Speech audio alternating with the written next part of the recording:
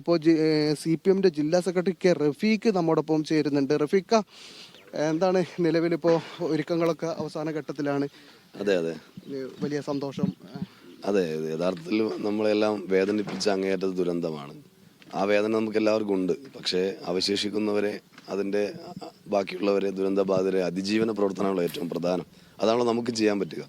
ആ നിലയിൽ കേരളത്തിലെ ഗവൺമെൻറ് ലോകത്തിന് തന്നെ മാതൃകയാവുന്ന നിലയിലാണ് പ്രവർത്തിച്ചത്. തുടക്കം മുതൽ രക്ഷാപ്രവർത്തനം തുടങ്ങി ഇപ്പോൾ ഏറ്റവും ഒടുവിൽ ടൗൺഷിപ്പ് നിർമ്മാണത്തിലേക്ക് ഉൾപ്പെടെ കടക്കുകയാണ്.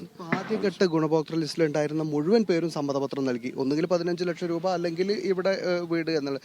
ആദ്യഘട്ടത്തിൽ സമ്മതപത്രം നൽകുന്ന നേരത്ത് ഒരു 10 സെന്റിന് വേണം എന്ന തരത്തിലൊക്കെ ഉണ്ട്. അത് പിന്നെ എങ്ങനെയാണ് പരിഹരിക്കാനായത്? അവർക്ക് ഇനി സ്ഥലം കൂടുതലുണ്ടെങ്കിൽ കൊടുക്കാമെന്നൊരു ധാരണയൊക്കെ. അതല്ല, ഇവിടെ കേരളത്തിലെ ഗവൺമെൻറ് അവരെ സംബന്ധിച്ചിടത്തോളം ഇതുവരെ ചെയ്ത പ്രവർത്തനങ്ങൾ അവരുടെ അനുഭവമാണ്. ആ നിലയിൽ തന്നെ ഏറ്റവും ചേർത്ത് നിർത്തുന്ന നിലപാടാണ് ഉണ്ടായത്.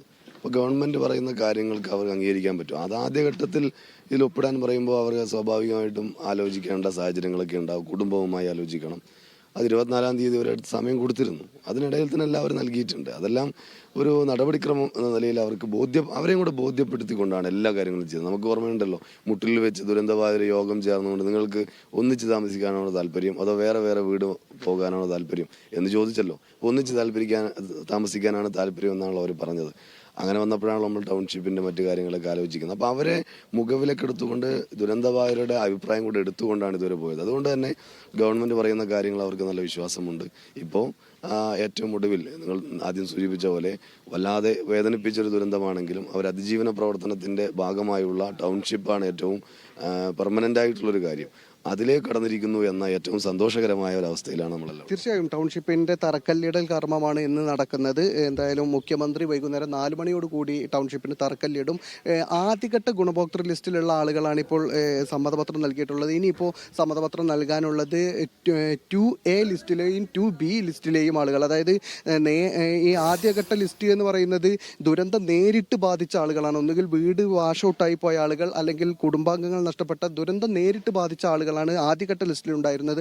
ആ ലിസ്റ്റിലുണ്ടായിരുന്ന ആളുകൾ എല്ലാവരും തന്നെ ഇപ്പോൾ സമ്മതപത്രം നൽകി കഴിഞ്ഞു. ഇനിയുള്ള 2 ലിസ്റ്റുകൾ കൂടിയാണ് 2Aയും 2Bയുമാണ്. 2A എന്ന് പറയുന്നത് ദുരന്തം നേരിട്ട് ബാധിച്ചവരല്ല, പക്ഷേ നോ ഗോ സോണാണ്. ആ ഭാഗത്തേക്ക് പിന്നീട് പോകാൻ കഴിയില്ല. അവരുടെ വീടുകൾ നഷ്ടപ്പെട്ടിട്ടില്ല, എന്തെങ്കിലും നാശനഷ്ടങ്ങൾ ഉണ്ടായിട്ടില്ല. പക്ഷെ അവർ താമസിക്കുന്ന സ്ഥലം എന്ന് പറയുന്നത് അപകട മേഖലയാണ്, അവിടേക്ക് പോകരുത് എന്ന് പറഞ്ഞിട്ടുണ്ട്. ആ ആളുകളും പിന്നെ അതുപോലെ തന്നെ അതിനോട് ചുറ്റുമുള്ള 50 മീറ്റർ ചുറ്റളവിൽ കഴിയുന്ന ആളുകളാണ് 2B ലിസ്റ്റിലുള്ള.